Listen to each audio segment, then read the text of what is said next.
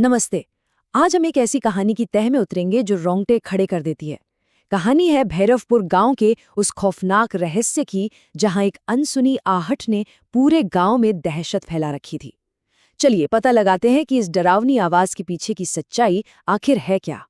तो कहानी की शुरुआत होती है एक दूर दराज के गांव भैरवपुर से। अब जैसे ही शाम ढलती है ना, वहां की गलियों में एक अजीब सी एक भयानक खामोशी पसर जाती है। गांव के लोग अपनी एक पुरानी टूटी-फूटी हवेली के पास से गुजरने में भी डरते थे। कहते थे कि वहां से जो हवा गुजरती है उसमें भी एक अजीब सी सरसराहट है। पर सवाल यही है, क्या वो गलियां, वो खामोशी, क्या वो वाकई में अकेली थी, या उस सन्नाटे में कुछ ऐसा था जो दिखाई तो नहीं देता लेकिन महसूस जरूर होता था। और वो चीज थी आहट। ये कोई मामूली आवाज नहीं थी, नहीं, ये थी अनदेखे कदमों की वो चाप जो लोगों को ये एहसास दिलाती थी कि तुम अकेले नहीं हो। और यही आहट, यही आवाज पूरे खौफ की जड़ थी। तो अब हमारी ये जो तहकीकात है, ये सीधे उन लोगों के अनुभवों से शुरू होती है जिन्होंने इस आहट का सामना किया और किसी तरह बच गए। ये इस केस की पहली गवाहियां हैं जो हमें सच के और भी करीब ले जाएंगी। हमारी पहली गवाह है रीना। गांव में नई आई थी दोस्तों के साथ घूमने। बस मजाक मजाक में ही दोस्तों ने उसे उस भोता हवेली में जाने की चुनौती दे डाली। और बस यहीं से सारे खौफ की शुरुआत हो गई। हवेली के अंदर टॉर्च की धीमी रोशनी में रीना को महसूस हुआ कि वो अकेली नहीं है। उसने हिम्मत करके पूछा, कौन है? कोई जवाब नहीं आया। बस धीरे धीरे कदमों की आहट उसकी तरफ बढ़ने लगी। अगला मामला है रघु का, जो गांव का नाई था। अब रघु का जो अनुभव है ना, वो हमें बताता है कि ये आहट सिर्फ डराती नहीं थी, इसका इरादा कुछ और भी ज्यादा खतरनाक था। सोचिए, तालाब के किनारे रघु ने सिर्फ आहट नहीं सुनी, उसका सामना हुआ एक सफेद साये से। एक ऐसा साया जिसकी हरी आंखें चमक रही थीं और जिसने उससे कहा, रघु, तेरा समय आ गया है। इसके बाद क्या हुआ होगा? अगले दिन रघु अपना दिमागी संतुलन पूरी तरह खो चुका था। अब देखिए, हर ऐसी कहानी में एक ऐसा किरदार जरूर होता है जो इन सब बातों पर यकीन नहीं करता। भैरवपुर में वो थे स्कूल मास्टर अनिरुद्ध।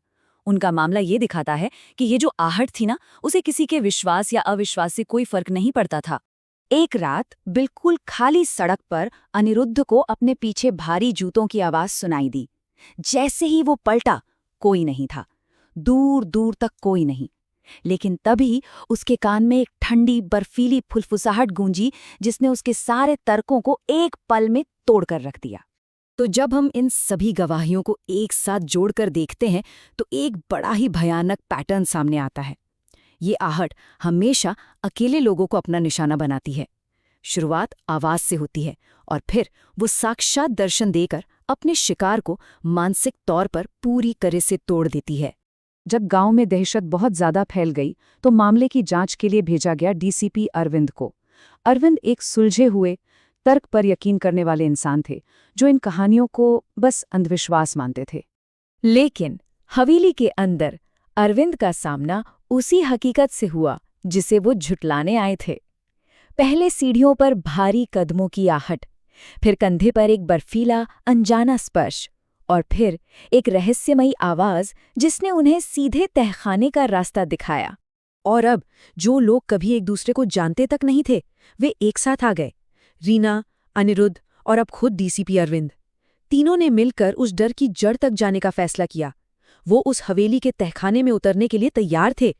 जैसे ही वो तहखाने में उतरे, उनका सामना हुआ एक खौफनाक संदेश से। दीवार पर खून जैसे रंग से लिखा था, आहट से बचना मुमकिन नहीं है। मतलब वो एक ऐसे जाल में फंस चुके थे जहां से बाहर निकलना मुमकिन नहीं था। और ठीक उसी पल जब वो उस चेतावनी को पढ़ रहे थे, कोने के अंधेरे से एक धुंधला साया सामने आया। सालों से गांव को परेशान करने वाली वो ताकत अब उनके ठीक सामने खड़ी थी। और पहली बार उस आहट को एक नाम मिला, एक पहचान मिली। उस साये ने खुद को ललिता बताया, इस हवेली की असली मालकिन। फिर ललिता ने अपनी दर्दनाक कहानी सुनाई और इस श्राप की वजह सामने आई। 100 साल पहले उसके ही पति ने दौलत के लालच में उसे उसी तहखाने में जिंदा दफना दिया था। उसकी जो चीखें थी, जो तड़प थी, वही आहट बन गई। और उसका श्राप ये था कि जो भी इस सच को जान लेगा वो कभी बच नहीं पाएगा। अब इस श्राप से बचने का सिर्फ एक ही रास्ता दिख रहा था, एक बहुत ही नाटकीय रास्ता। टीम ने फैसला किया कि अगर वो इस हवेली को जला दें तो शायद ललिता की आत्मा को मुक्ति मिल जाएगी और ये श्राप हमेशा के लिए खत्म हो जाएगा। और उन्होंने वही किया। पूरी हवेली में आग लगा दी, हवेली जलकर राख हो गई और उसके साथ ही वो आहट भी खामोश हो गई। सालों बाद भैरवपुर की रातों में सुकून था, शांति थी। ऐसा लगा जैसे कहानी का अंत हो गया है। लेकिन क्या वाकई? क्या एक सदी पुराना श्राप इतनी आसानी से मिट सकता था? और यहीं पर आता है कहानी का सबसे खौफनाक मोड़। कुछ दिन बाद अपने घर में, अपने कमरे में अकेली रीना को फिर वही आवाज सुनाई दी। कमरे के एक कोने से आती धीमे कदमों की आहट। हवेली तो जल गई, लेकिन आहट जिंदा थी। तो इसका मतलब क्या हुआ? इसका मतलब ये कि आहट किसी जगह से नहीं, बल्कि एक याद से बंधी है। ये एक ऐसा अनदेखा साया है जो एक बार किसी का पीछा करना शुरू कर दे तो फिर कभी नहीं छोड़ता। ये हर जगह आपके साथ साथ चलता है, बस कभी सुनाई देता है और कभी नहीं।